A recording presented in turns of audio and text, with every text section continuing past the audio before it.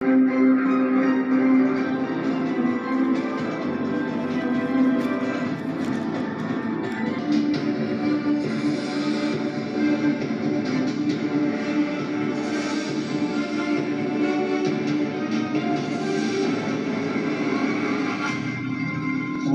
beranggap sampai hari ini Presiden Jokowi adalah presidennya Partai Nasdem.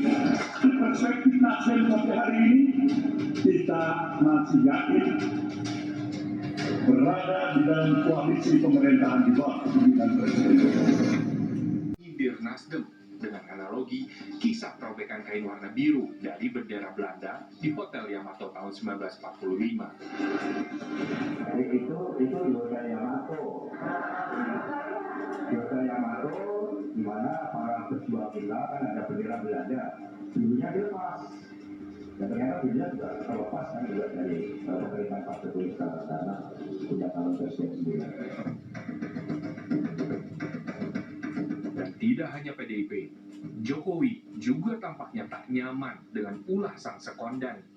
Sejumlah isyarat pun diberikan, seperti tidak memberikan ucapan selamat pada acara HUT Nasdem ke-11. Selain itu, Jokowi juga tampaknya enggan membalas pelukan Surya Paloh kala bersuah di acara HUT Golkar ke-58. Waduh, selain itu, posisi Menteri Kader Nasdem di Kabinet Jokowi pun kini terancam. Hasto menyebut desakan reshuffle muncul karena Partai Biru ini memiliki masalah etika karena bertindak saat Presiden Joko Widodo lagi sibuk mengurus G20. Lalu di dalam bagian dari koalisi pendukung Presiden Jokowi, ada yang menggalang kekuatan partai yang selama ini berseberangan dengan pemerintah. Maka di situ menyentuh aspek etika di dalam penyelenggaraan pemerintahan negara. Nasdem juga terang-terangan membangun koalisi dengan partai oposisi. Dengan berbagai manuver yang sudah dilakukan, masih etiskah Nasdem berada di koalisi Jokowi atau memilih mundur dan membangun kekuatan baru dengan partai oposisi? Bersatu berjuang menang. Oke, kita langsung mulai. Bang Bes sudah melakukan berbagai manuver dengan kawan-kawan di oposisi. Kenapa masih kekeh ada di dalam koalisi sampai sekarang? Pertama-tama saya ucapkan terima kasih dulu kepada Kompas yang hari ini memberikan ruang kepada kita untuk memberikan penjelasan atau keterangan atau pencerdasan kepada anak bangsa tentang bagaimana berpolitik yang baik. Itu dulu. Nah, kalau masalah kekeh berada di dalam koalisi itu dibangun dalam kesetaraan yang tujuannya adalah bagaimana kemudian mencalonkan Pak Jokowi bersama-sama, kemudian memenangkan Pak Jokowi dan mengawal Pak Jokowi dalam pemerintahan dalam periode 2019-2024.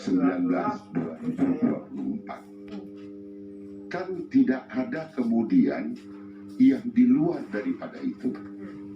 Sehingga kalau dibilang kekeh, bukan kekeh karena kita ini mabok jabatan, tetapi karena memang kebutuhan Pak Jokowi sebagai penyelenggara pemerintah ini, salah satunya harus ada kabinetnya. Dianggap bahwa Nasdem punya kader-kader yang baik untuk dapat bersama-sama menuntaskan nawacita ke depan. Jadi itulah makanya kita masih ada di sana sampai hari ini dan sampai akhir masa jabatan. Jadi artinya gini, 2019 sampai 2024 dan 2024 ke atas itu beda cerita, kira-kira gitu. Jadi kalau kemarin ngusung Jokowi, sekarang ngusung Anies yang antitesa sebenarnya dengan Jokowi, itu sebenarnya nggak masalah. Kalau ruang demokrasi kita memberikan kepastian bahwa boleh saja Pak Jokowi ini 3 periode, itu pernah disampaikan oleh Ketua Umum. maka kita tanpa ragu akan mengusung beliau. Namun pada hari ini, sampai hari ini, ruang itu ternyata tidak ada.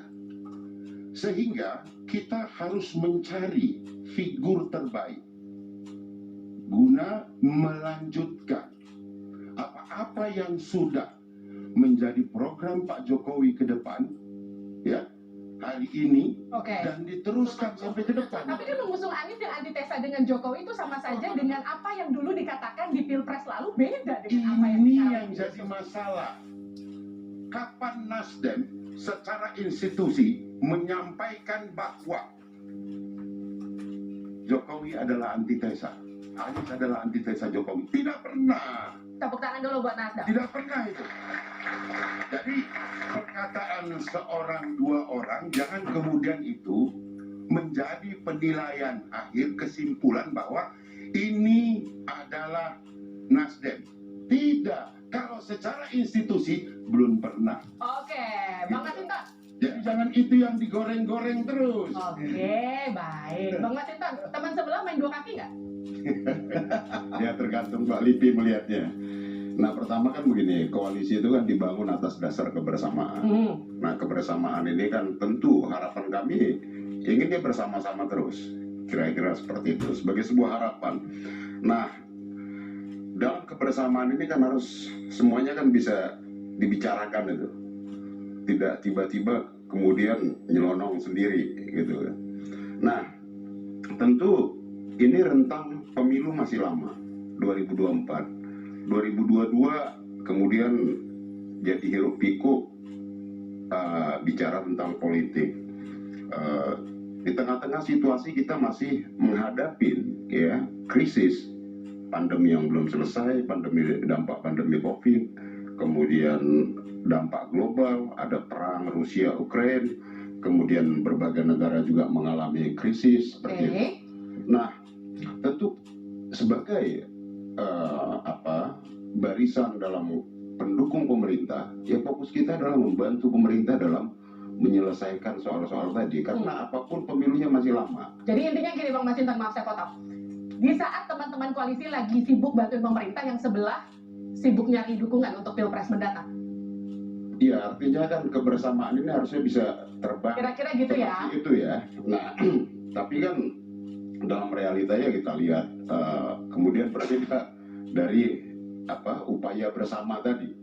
Nah, tentu kalau masalah di kabinet atau tidak di kabinet itu tentu prerogatif presiden, ya, karena hanya Pak Jokowi dan Tuhan aja yang tahu kapan beliau akan mereshuffle, karena itu adalah prerogatif dan kewenangan khusus beliau. Tapi teman-teman koalisi sudah mulai gerak. Nggak ada bicara gerak, yang kita bicarakan kan tadi kebersamaan. Kebersamaan dalam barisan pemerintah, kita fokus membantu pemerintah, atau pemilunya masih lama dan tidak perlu juga kemudian ya buru-buru, ada yang harus buru-buru, meskipun masing-masing partai punya strategi dan kedaulatan masing-masing dalam menentukan langkah. Nah, namun kalau kami melihat bahwa ya toh umpama teman-teman Nasdem mendeklarasi bakal calonnya gitu. Kan toh harus memenuhi syarat 20% presiden threshold tadi. Nah, sementara kalau kita lihat umpama itu beberapa dinamika yang sudah dijadwalkan gitu ya, akan deklarasi tanggal sekian, ternyata kan tidak ketemu juga itu. Nah, saya nggak tahu, kita semua berharap nih biar bisa terbangun koalisinya seperti itu. Nanti saya akan masuk ke sana. Tepuk tangan dulu dong untuk narasumber saya. Saya mau ke Bang Rian. Bang Rian, kalau abang lihatnya, ini memang Nasdem kelihatan gerasa gerusu, keburu-buru, sampai kemudian meninggalkan tugas dan juga fungsi utamanya untuk mendukung pemerintah, atau abang melihat ini hal-hal yang wajar aja untuk satu partai politik persiapannya? Sebenarnya kami setuju dengan poin kedua tadi Mbak Livi sampaikan. Fungsi partai politik itu melahirkan pemimpin-pemimpin level nasional, bupati, wali kota yang baik, gubernur yang baik, bahkan calon presiden yang baik. Dan Partai Nasdem sudah melakukan tugasnya dengan sangat baik, yaitu Oke. menyiapkan pemimpin berikutnya. Dalam hal ini Pak Anies Baswedan. Nah, dalam konteks itu saya pikir sah-sah saja.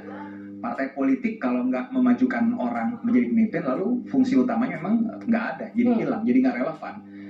Terlepas nanti ada dinamika di koalisi, tadi Pak Mas Ibton Abang saya sudah sampaikan dengan sangat baik, ya itulah dinamika. Tapi yang dilakukan oleh Partai Nasdem menurut kami di PS itu sangatlah wajar, memang itulah fungsi partai politik. Oke. Oh, jadi sebenarnya koalisi di dalam adem-adem aja nih. Gimana? 3 lawan 1 ya.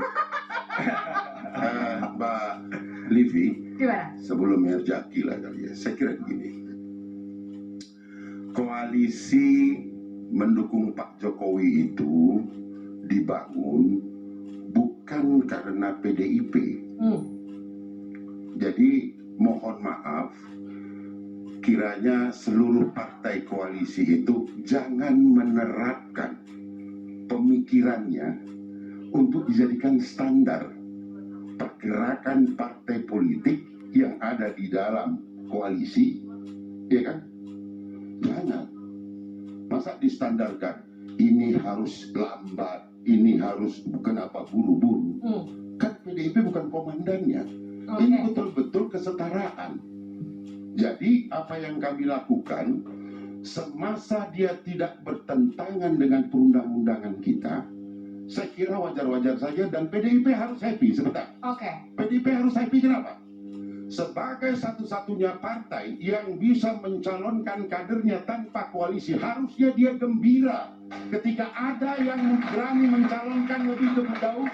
Artinya PDIP tergaransi akan punya lawan, akan punya kompetitor pada saat pemilu itu tahapannya masuk kepada pemilihan. Ini sebentar, boleh P. Jadi begini nih Pak Bestari, kalau PDI nggak ada konteks dalam kebakaran jenggot atau apa yang disampaikan PDI adalah bagaimana membangun kebersamaan dalam koalisi sampai 2024, kemudian menjaga stabilitas politik dalam pemerintahan. Nah, PDI Perjuangan juga tidak menerapkan satu standar yang baku untuk diikuti oleh seluruh koalisi, tetapi dalam koalisi kebersamaan tadi ada standar yang harus bersama-sama kita jaga, yaitu tadi sama-sama sebagai pendukung pemerintah. Nah, contoh umpama dalam konteks PDI Perjuangan, kami harus objektif dan melihat bahwa tidak ada perlu yang harus terburu-buru. Meskipun umpama PDI Perjuangan ya bisa memiliki boarding pass untuk mendeklarasi, ya, tapi kami nggak mau terburu-buru agar tugas-tugas pemerintahan ini tidak rancu dengan isu-isu politik copras capres ini. Nah, maka kita perlu menjaga stabilitas dalam pemerintahan agar agar kita bisa fokus mengatasi persoalan-persoalan resesi, pandemi, krisis, ya, dan kemudian sama-sama kita gotong royong untuk mengatasi. Intinya jangan keburu-buru lah ya, gitu. Ya intinya itu, nggak perlu harus ada buru-buru, apalagi umpama, ya, syarat pemenuhan syarat itu kan harus memang benar-benar terpenuhi.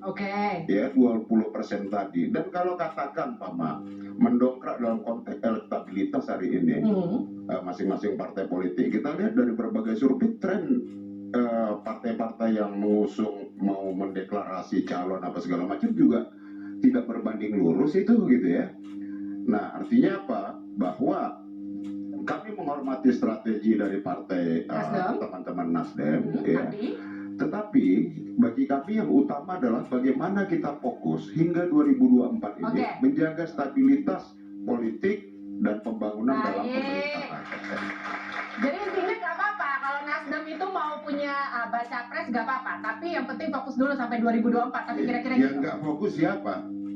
Tenang dulu, itu kan kata Bang Masinton. Yang penting fokus dulu. Soalnya kan katanya gini, kita buka dulu, ada pernyataan dari salah satu kader Nasdem yang ada di DPR. Kita buka dulu. Kalau dulu Nasdem tuh suka bilang gini, kita akan selalu mendukung program pemerintah. Sekarang udah mulai agak goyang karena kalau kata Taufik Basari, ini pimpinan dengan Nasdem abstain tadi untuk usulan revisi Undang-Undang IKN. Jadi sebetulnya Nasdem sudah mulai goyang ke arah pemerintahnya. Saya kira tidak, itu satu kewajaran saja ketika materi tersebut belum disampaikan melalui praksi. Jadi kalau dibilang ini adalah bukti bahwa tunggu saja pada berikutnya nanti kan ada sesi berikutnya untuk menyatakan pendapat itu. Jadi jangan kemudian karena abstain mungkin karena pada posisi yang belum mendapatkan restu dari fraksi saja. Saya kira itu mekanisme biasa gitu loh. Cuman karena yang menyampaikan itu Nasdem, selalu menjadi luar biasa. Kan begitu nih. tepuk tangan dulu dong. Sebenarnya gini, kan ke Mas Herzaki. Kalau kita lihat sekarang PDIP nampaknya sudah kelihatan kecewa karena Nasdem dibilang belum fokus sampai 2024, tapi kemudian sudah dianggap bermain dua kaki. Demokrat nggak takut digituin juga nanti sama Nasdem. Tapi jangan dijawab Mas Herzaki, kan balisnya tidak di dua arah.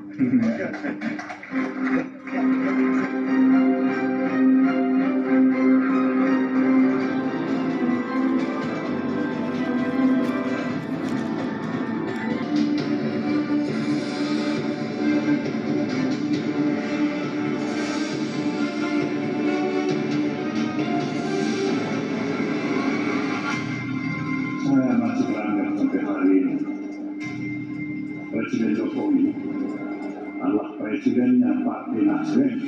Di perspektif Nasdem sampai hari ini kita masih yakin berada di dalam koalisi pemerintahan di bawah kepemimpinan Presiden Jokowi.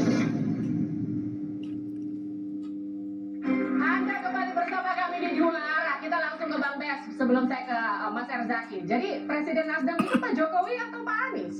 Kok di billboard beda, di stage Pak Paloh bilangnya beda. Bang Zaki ketawa-ketawa Bang Saya Zaki. kira semua orang tahu, bahkan bukan cuma warga negara Indonesia, bahkan yang hadir kemarin di G20 pun itu menjadi saksi bahwa presidennya Nasdem itu adalah Jokowi gitu. Oke. Jadi di billboard salah ya? Ya kalau calon dulu saya kira Bung Rian masih ingat ya, tidak ada itu yang meributkan ketika Giring naikin dia punya billboard calon presiden gitu. Calon presiden, Nasdem bilangnya presiden loh, beda. Agak ada beda bang. Kalau tadi kan eksplisit. Ya. Anies presidenku agak beda. Tapi kan ada 2000. Jadi kita tidak usah kemudian menjadi penilai bagi harapan masyarakat. Jadi nggak usah diperdebatkan lah ya ini ya. Itu berharap bahwa yuk Nasdem kawal nih Pak Jokowi sampai ujung. Tapi setelah itu program Pak Jokowi kita lanjutin. Presidennya Anies. Oke. Saya ke Mas Zaki dulu. Sesimpel itu loh. Oke. Saya ke Mas Zaki ya. Kalau itu ada yang rasa kepanasan dan sebagainya, ya patut juga kita lakukan. Umi Zaki setuju nggak melanjutin tadi? Seperti kata Pak Lestari bilang. Mas Zaki, gimana Mas Zaki? Ya, pertama ini Mbak ya, kita masih lihat juga bahwa kalau urusan nasib Partai Nasdem di koalisi atau masalah untuk reshuffle jelas itu hak sepenuhnya Pak Joko Widodo selaku presiden. Jadi kami nggak akan masuk ke ranah situ Mbak. Oke. Ya, Tapi kan tadi pertanyaan saya, kalau misalnya yang sebelah sekarang sudah main dua kaki, Demokrat nggak takut digituin juga? Enggak, karena ini dua hal yang berbeda. Gitu. Oke. Kenapa? Karena bagaimanapun saat ini beliau kan masih di dalam koalisi menuju 2024, ya kan? Sedangkan kita tahu bahwa setiap partai politik dan atau gabungan partai politik ya ini sesuai konstitusi kita itu punya hak untuk bisa mencalonkan calon presiden dan wakil presiden. Lagi pula kalau kita tarik lebih belakang lagi bahwa sebagai partai politik, benar tadi dikatakan oleh sahabat saya ya, Bang Rian dari PSI, bahwa fungsi partai politik itu adalah menghasilkan pemimpin, itu satu. Yang kedua adalah agregasi keinginan, aspirasi masyarakat. Mungkin ada masyarakat yang banyak menyampaikan aspirasi ke teman-teman Nasdem bahwa ingin selanjutnya presidennya Anies nih, ya itu kan sah-sah saja. Begitu juga sama seperti kami Partai Demokrat, kami juga punya hak gitu ingin mengajukan capres dan cawapres siapapun gitu loh, ya kan. Jadi janganlah kemudian saran kami partai politik ini dibatasi. Ini yang kami takutkan. Jangankan di Nasdem yang di dalam koalisi ini, kami saja, apalagi kami nih yang di luar koalisi gitu. Nah janganlah kemudian kita dibatasi atau diganggu-ganggu. Emang siapa yang batas-batasi dan Biarkan ganggu-ganggu? saja loh, ini kan buktinya teman-teman Nasdem aja di dalam begitu mengajukan calon presiden langsung banyak komentar-komentar miring. Kalau gitu Ini kan namanya demokrasi. Yang komentar miring tuh temennya Bang Mas itu loh. Bang Mas itu Demokrasi. ngerasa batas-batasnya. Bebas-bebas aja Kami sebenarnya. nggak pernah miring juga dan nggak pernah membatasin gitu loh. Nah tinggal ya, kami justru menunggu ini. Jadi nggak barang ini dari karena kan syaratnya kan harus gabungan partai politik. Jadi nggak kenapa kok nggak kalau Bang Masinton nggak pernah. Kan saya bilang temennya Bang Masinton. Temennya Bang Masinton itu, saya heran setiap hari saya buka media online itu isinya komplainan dari partai beliau aja nih yang banyak terkait Anies ini dicalonkan menjadi presiden oleh Oke. Tapi saya juga ingat betul komentar-komentar dari masyarakat itu banyak sebenarnya pada saat mendengar memang teman-teman Nasdem mencalonkan Pak Anies Baswedan. Karena tadi masyarakat melihat loh, ini kan satu perahu nih di kabinet, tapi kok begini? Jadi sebenarnya pertanyaan banyak saya pikir bukan dari 1-2 partai. Masyarakat umum sebenarnya punya pertanyaan itu sebenarnya. Lalu mulai ada pertanyaan, etikanya gimana nih? Enaknya gimana nih? Nah, itu jadi pertanyaan yang terus-menerus bergulir di media massa dan juga di media sosial. oh, gitu. Gitu Tapi kira-kira pertanyaan berikutnya, ketika kita bicara etika, yang menentukan itu melanggar etika, PDIP, PSI atau siapa? Nasdem. Nah, ini bahwa kita paham betul ini tidak ada melanggar apapun karena bukan mau dicalonkan hari ini, tapi dipersiapkan untuk ke depan. Maka kalau PD Perjuangan dia jam 23:59 batas akhir jam 12 malam dia bisa daftar sendiri tanpa harus polisi. Partai Nasdem harus membangun infrastruktur dan segala macam, menyatukan koalisi, baru kita bisa mencalonkan itu, dan itu butuh waktu. Menyatukan persepsi, memberikan kepada masyarakat masukan lebih awal gitu loh. Ya bukan beli kucing dalam karung ini, supaya kita bisa dapat feedback kembali dari masyarakat. Kalau itu kita udah tahu lah. Artinya kan gini nih Bang, bahwa ada satu situasi yang harus dilakukan bersama-sama dalam koalisi pemerintahan. Ya. Kan itu tadi yang seperti saya sampaikan tadi. Nah tinggal kita tanya ini Bung Jaki, kenapa tanggal 10 November nggak jadi deklarasi? Kenapa? Sebelum dijawab, saya mau puterin dulu satu Twitter. Ini Twitter dari temannya Mas Zaki. Kita lihat.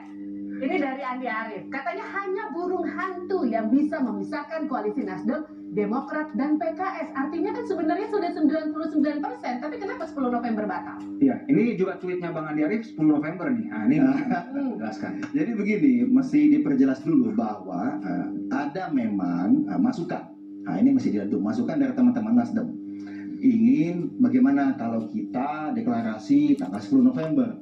Nah karena kami di calon koalisi perubahan ini bertiga ini berdiri sejajar ya Bang ya, saling setara, komunikasi terbuka, bebas, dan saling menghormati kemandirian dan independensi masing-masing. Misalnya beliau mau mengajukan dan deklarasi Mas Anies sebagai capres Nasdem 3 Oktober, ya kami menghormatinya karena itu adalah hak dari Nasdem sendiri, itu satu.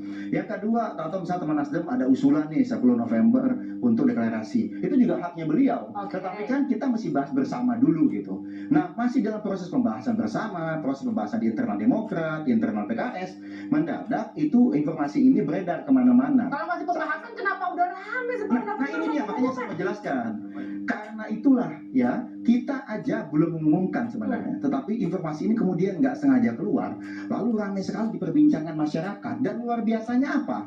Ini menjadi viral gitu. Dan bahkan kayak saya aja, waktu saya kemarin udah ke Pontianak, ikut reuni SMP 3 saya di Pontianak, itu yang lain-lain bertanyanya senior-senior saya atau di kelas saya, Bang, jadi kan deklarasi dengan Nasdem dan PKS, jadi kan Anies AHY, saya bingung, ini kan teman-teman SMP gitu loh. Jadi ini informasinya nggak sengaja keluar atau ternyata deklarasinya nggak sengaja batal? Bukan nggak sengaja batal, tetapi kenapa ini menunjukkan ada harapan yang kuat dari masyarakat di mana-mana ingin ini jadi, sehingga bukan kami yang menyampaikan secara luas mengamplifikasi, bukan, tetapi justru masyarakat ingin banget Demokrat, Nasdem ya dan PKS itu bersama membangun koalisi perubahan untuk bisa memperjuangkan perubahan dan perbaikan. Nah ini mesti dilihatnya seperti itu gitu Mbak. Nah kalau kami lagi-lagi kita juga kan tadi karena saling terbuka satu sama lain ya kita masih bahas Nah, di kami juga di internal masih terus diolah nih. Kenapa? Karena bagaimanapun ya. Masih dibahas atau deal-dealnya yang belum dapat? Oh enggak, kita bahas banyak hal ini. Soalnya kita tidak berbicara hanya mengenai tanggal. Oke. Tapi kita bicara bagaimana platform perubahan dan perbaikan. Sampai sejauh mana perubahan versi Demokrat, misalnya sama dengan teman Nasdem, sama dengan teman PKS. Kan ini bukan maunya Demokrat aja harus ada perubahan. Tetapi harus sepakat, perubahannya adalah di sektor A, sektor B, sektor C. Sampai seteknis itu yang kita bahas saat ini. Lalu misalnya kita bicara mengenai bagaimana desain pemenangannya. Lalu bagaimana kita bicara sosok siapa nih yang paling pas merepresentasikan perubahan dan perbaikan. Ini kan bukan hal mudah, Mbak. Kami ingin ini tuntas dulu, baru kami deklarasi koalisi. Bukan kami deklarasi dulu, habis itu bingung mau ngapain. Enggak gitu. Jadi kursi cawapresnya Itu jelas yang kira-kira gitu kali. tersebelah dong. Oh enggak dong, ini kan kami sama-sama, Pak. Sama-sama, kita belum begini, gitu. kalaupun besok katakanlah Demokrat akan deklarasi, ini bagus sekali. Apalagi pasti calonnya sama, presidennya. Yang kita harapkan ini sebetulnya ini Anies dibicarakan tiap hari, kok PDIP belum memberikan lawannya gitu loh. Gimana Bang Masinton? Jawab dong. PDI Perjuangan itu ya tidak perlu gerasa gerusuk dengan situasi yang situasi bangsa masih kondisi seperti ini, ya, persoalan ekonomi, persoalan kesulitan masyarakat, itulah yang menjadi fokus dari PDI Perjuangan bersama-sama dengan pemerintah tentunya.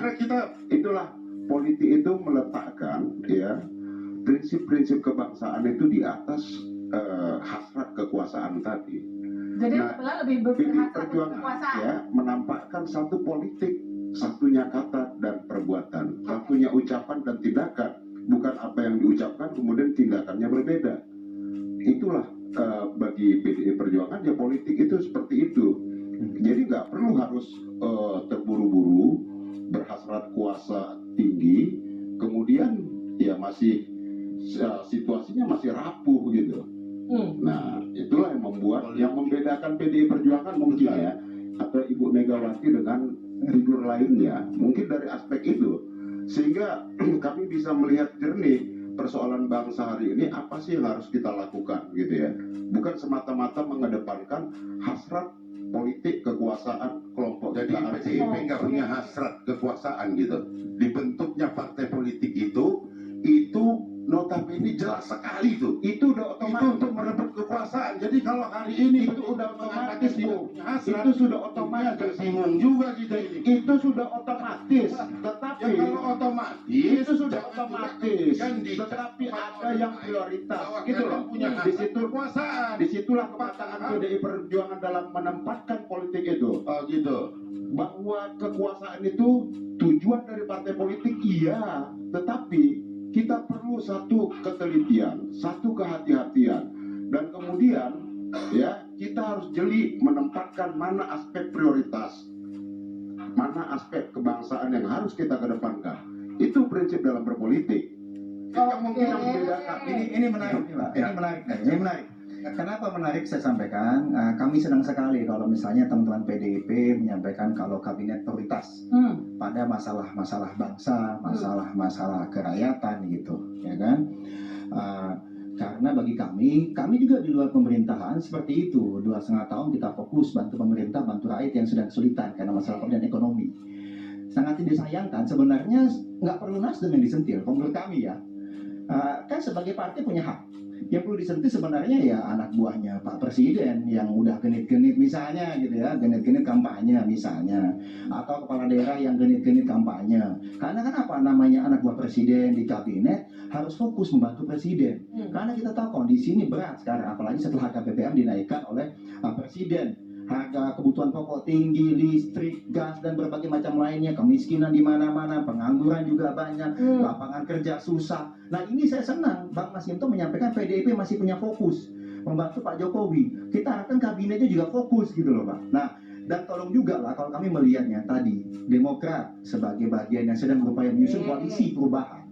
Yang inilah yang kami tidak inginkan pada saat ada elemen bangsa ini, ya, di sistem demokrasi ini yang kita sepakati sebagai sistem yang politik yang kita pegang saat ini ya, demokrasi Pancasila, lalu sedang berusaha melaksanakan hak dan kewajibannya sebagai partai politik yang legal dan sah, terus diganggu-ganggu, itu yang kita Intinya nggak mau mau ngomong gini gitu. sama PDIP daripada sibuk nyindir Nasdem, mendingan kritik aja diri sendiri gitu kira-kira. Enggak dong, enggak. Maksudnya kan di kabinet itu kan ada teman-teman lain selain PDIP dan Nasdem, ya kan? Kalau partai kan entitas yang mandiri, Mbak. Kita punya hak. Ya, Oh, Gini kalau loh. boleh juga Mbak Livi, tadi kan teman abang saya nih Bang Besar dari Nasdem kan mengkritik teman saya nih, abang saya PDIP. PDIP jelas menurut kami sebagai adik lah ya, partai lebih kecil, kader-kadernya luar biasa dari PDIP. Kita lihat ada Pak Joko Widodo, PSI dukung, kader PDIP. Pak Ganjar sendiri, PSI sudah dukung sebagai presiden juga kader PDIP. Artinya kader sudah luar biasa di dalam, tidak perlulah gerasa gerusu. Ini kami pahami sebagai adik. Nanti dulu Bang Bas.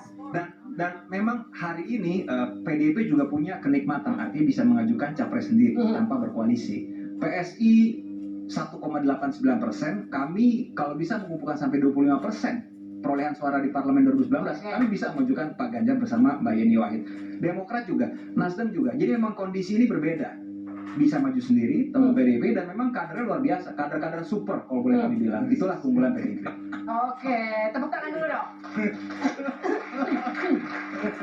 Jadi 2 lawan 2 lah, ganti lawan. Oke, jadi saya langsung tanya aja ke Bang Masinton. Bang Masinton, jadi Nasdem ini masih layak nggak ada di koalisi?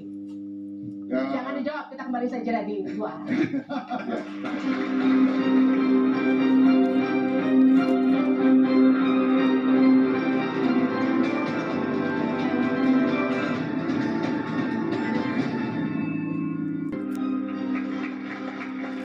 Anda kembali bersama kami di Juara, nasib Nasdem di koalisi Jokowi. Sejumlah narasumber tadi sudah beradu gagasan, tapi tak cuma itu, kita juga akan melihat seperti apa komentar rekan-rekan dari mahasiswa. Ada dari Win dan juga Atma Jaya. Saya mau undang dulu dari Win, ada Lilis Ratnasari. Win, silakan Lilis.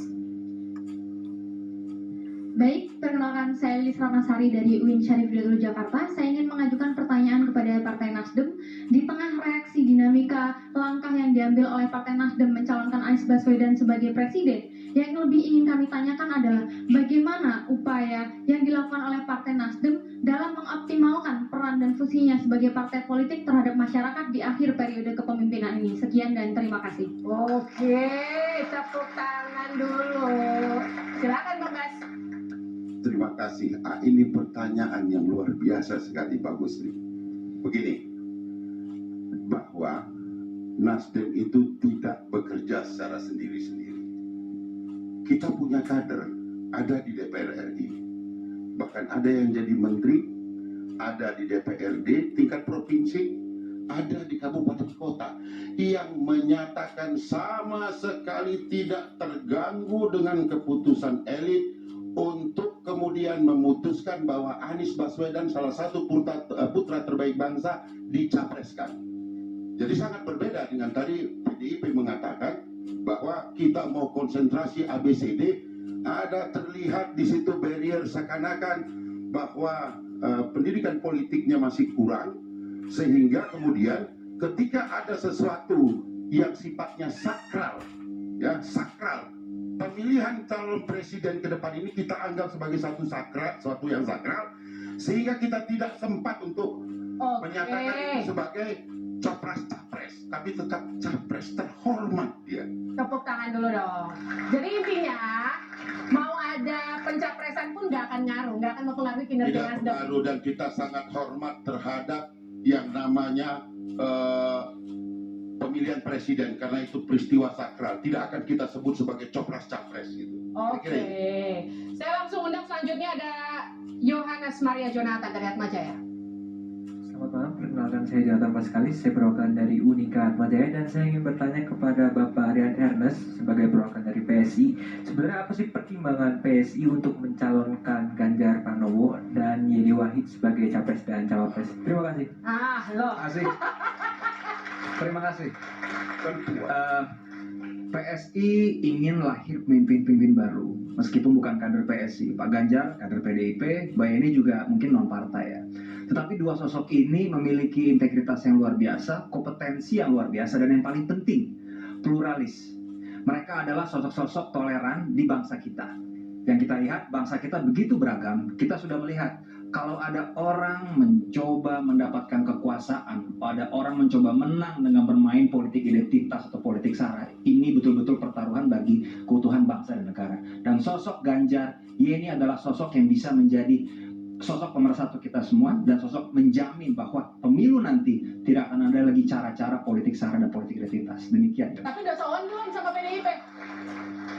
Pasti namanya adik pasti kalau sowan ke abang. PDI Perjuangan masih menunggu itu mekanisme organisasi kami, ya, menunggu dari Ibu Ketua Umum untuk mengumumkan calon presidennya. Nah, disitulah kejernihan kami melihat situasi bangsa ini. Nah, artinya tidak perlu harus ada yang terburu-buru seperti itu. Apalagi situasi politik yang masih jauh, tracknya juga belum disiapkan gitu ya, dan kemudian syarat-syarat untuk ke situ juga masih panjang.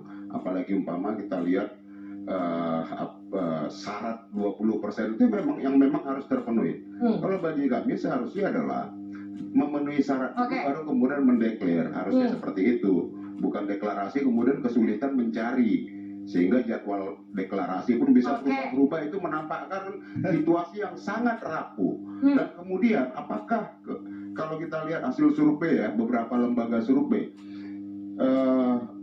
deklarasi capres itu mempengaruhi terhadap elektabilitas partai politik? Ternyata juga tidak. Kita lihat Pak Nasdem dari tadi 9%, ada satu lembaga survei yang hari ini merilis apanya tuh jadi 4,5%. Artinya apa? Bahwa tuntutan masyarakat hari ini bukan persoalan capres, tapi persoalan-persoalan yang kelangkaan, terus kenaikan harga-harga. Kalau sekarang kita bicara kinerja, bagaimana dengan kinerja menterinya Nasdem? Apa? Kinerja menteri Nasdem? Kinerja menteri itu yang bisa kan udah sibuk mencalonkan evaluasi adalah presiden. Tapi kan dorongan dari layak atau tidak itu prerogatif dari presiden. Seperti itu, Mbak. Nah, tetapi rakyat kan sudah bisa memberikan penilaiannya tuh, ya, bahwa ternyata buru-buru mencalonkan tidak juga berbanding lurus dengan harapan elektabilitas yang akan diperoleh. Bang Bes, kalau 3 menterinya dicopot masih ada di koalisi atau geser aja langsung ke oposisi? Kita berkomitmen untuk sampai ujung. Namun pada satu kesempatan juga telah disampaikan, tapi kalau memang presiden membutuhkan orang yang lebih baik daripada kader-kader kita, ya nggak ada masalah juga, gitu loh. Kan demi kebaikan, jadi mendukungnya itu tanpa syarat, bukan karena mau ngambil jabatan. Nah, begitu loh. Jadi kalau 3 menterinya dicopot nggak masalah buat Nasdem? Itu keputusan presiden. Siapa yang paling layak kemudian menjadi pembantu-pembantu beliau dalam menuntaskan nawacita. Nawacita ini kalau diremas kembali kan perubahan, kan gitu. Jadi artinya kita tidak terganggu dengan hal itu, dan kita juga tidak berkeinginan untuk mengundurkan diri seperti dipanas-panasin orang. Gitu loh, dipanas-panasin baru nanti dibilang begini, tuh kan ngambek gitu. Udahlah, ini kan hal-hal yang sudah lama dilakukan, memanas-manasi dan sebagainya, karena memang butuh satu keputusan dari Nasdem untuk menarik. Kita nggak mau itu, kita nggak mau patah di tengah jalan, kecuali ya saya sampaikan tadi, kalau memang ada yang lebih baik dianggap Pak Presiden, kita legowo, monggo, dan tetap akan kita dukung sampai di ujung. Nasdem nggak mau mundur, tapi masih layak nggak ada di koalisi, Rian? Nanti jangan dijawab, usai jeda aja.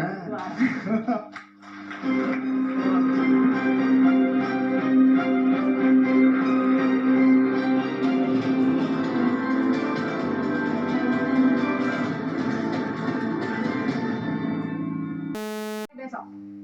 Ya, itu salah satu opsi. Tapi kita kan masih diskusi banyak hal.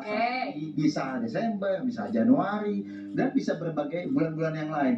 Kita lihatlah mana timing yang paling pas, karena bagaimanapun momentum ini juga merupakan bagian penting dari kemenangan. Kami ini kan bukan hanya mau bersama, tapi kami ingin menang gitu. Dan momentum deklarasi bisa jadi menjadi salah satu kunci untuk bisa menang dan mewujudkan perubahan dan perbaikan. Tepuk tangan untuk Herzaki.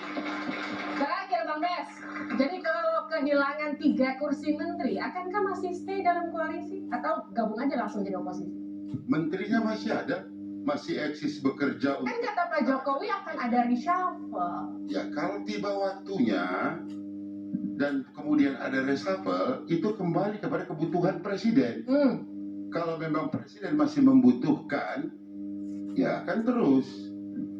Kalaupun tidak, ternyata ada yang lebih baik, monggo, nggak ada masalah itu, dan kita tetap akan mendukung istiqomah. Kalau pertanyaannya, kalau pertanyaannya gini, stay atau out, Nasdem? Tidak ada kata stay, tidak ada kata out, karena komitmen kita adalah 2019-2024. Kalau partai politik sudah tidak bisa dipegang omongannya, apanya lagi mau dipegang? Oke, tepuk tangan. Intinya, kalau kita bicara nasib Nasdem di koalisi Jokowi, Nasdem tadi sudah bilang komitmennya sampai 2024, apapun yang terjadi, begitu ya? Sekali layar terkembang, surut kita berpantang. Tepuk tangan untuk semua narasumber kita pada malam hari ini. Terima kasih untuk Masinton Pasar Ibu, politisi PDI Perjuangan, Rian Ernest, politisi PSI, Bestari Barus, politisi Nasdem, Herzaki M. Putra, politisi Demokrat, teman-teman mahasiswa dari UIN dan Atma Jaya. Saudara saya Liviana Charlisa, menutup perjumpaan kita di dua arah minggu ini. Kita jumpa lagi minggu depan.